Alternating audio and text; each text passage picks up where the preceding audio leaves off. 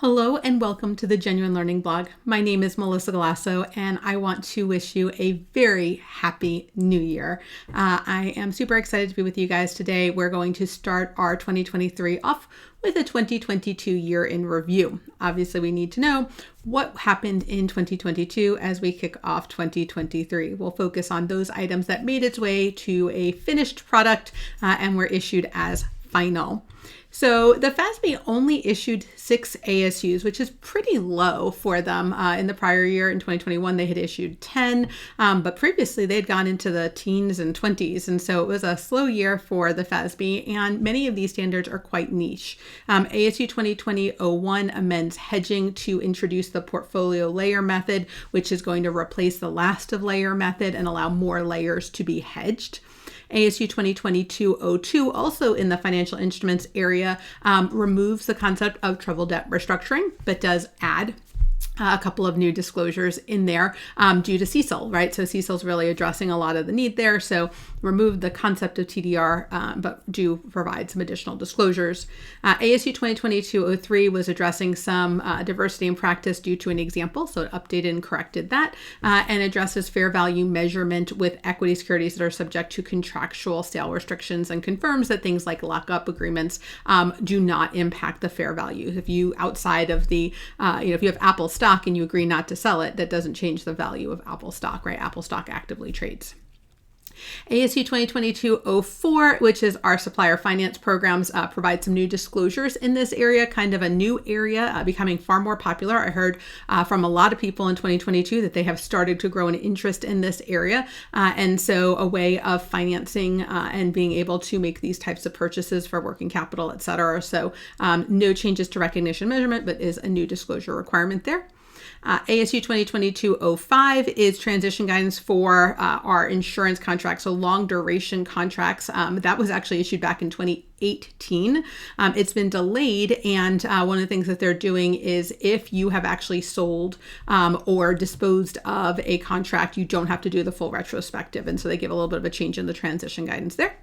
And then our last one is just a change in the effective date, reference rate reform. Again, last standard issued prior to COVID being a big thing. It was ASU 2020-04. And as part of that, they got this out there and introduced a nice transition method for LIBOR going away. But LIBOR didn't go away as planned. It was supposed to go away in 2021. It did not. It's going to continue into 2023. And so the sunset provision that was in Topic 848 had to be extended. And so FASB did that in ASU 2022-06. We are looking forward to several standards also being finalized in 2023, in particular in the area of leases. So keep your eye out for some more standards coming your way. GASB only had 3, which is typical. GASB had gone through a period where they were issuing quite a bit, but they have some really large changes. They're working on revenue and expense recognition, the financial reporting model. So we had a little bit of a slower 2022. They did get out the omnibus. And so again, that's just a bunch of unrelated items that needed a technical correction. GASB 100, which moves the guidance out of the AICPA FASB guidance for accounting changes and error corrections, and then gives a government specific guidance there. And so again, that's going to amend GASB 62, which was when we brought all that guidance into the GASB world. We're going to have now GASB specific guidance. And then GASB 101, we're compensated absences. So we're in the 3 digits now for GASB. It just feels like the years are flying by there. And again, provides a little bit more around the concept of PTO, right? So when it's not sick and it's not, it's not vacation, the guidance was not as clear. And so they started to provide some better guidance in that area. I will say the AICPA was probably the most prolific of all of them, introducing the quality management suite. So introducing for SQMS 1 and 2, which takes our old squashes, our quality control standards, and moves them to quality management. Some pretty big movement there. So moving towards a risk-based approach instead of a check-the-box approach, a far more it's going to be a lot more customized to the firm instead of sort of being, one size fits all. So interested to see how that works. And then the related SAS and SARs, because again, as it applies to accounting and auditing services, how do you use your quality management system at the engagement level? And so 146 and SARS 26 address that. They also issued SAS 147 and 148. 147 is related to NOCLAR, which we will see pop up again when we talk about ethics. This was needed to make the ethics standards operable, and so it does require that the subsequent auditor talk to the predecessor auditor about fraud and non-compliance.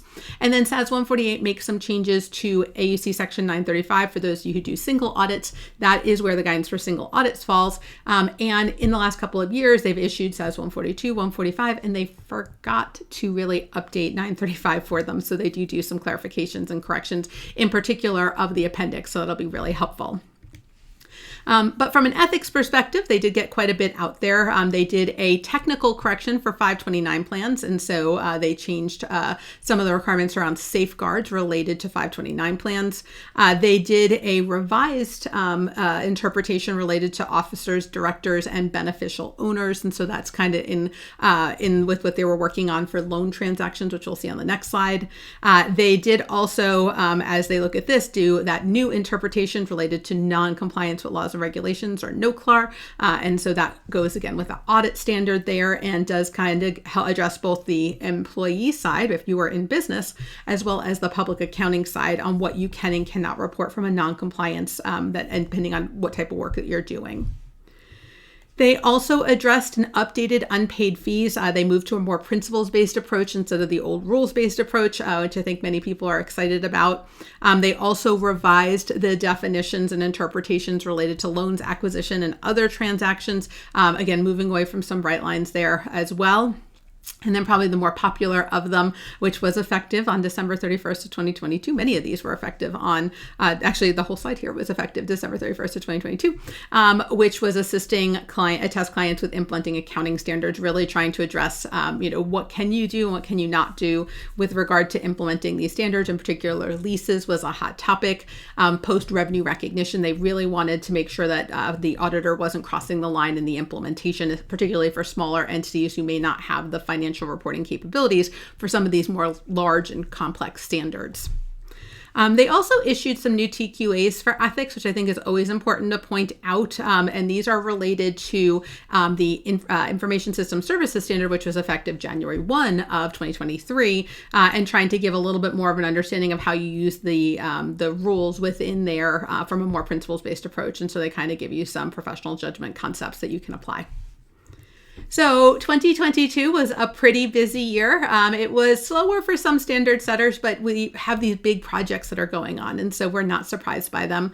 So I hope this gives you a little bit of a year in review, and I want to thank you guys so much for your support. We have some great readership on our newsletter that comes out once a month, and we have some great blog readers on a regular basis who are giving us feedback, so I really appreciate that.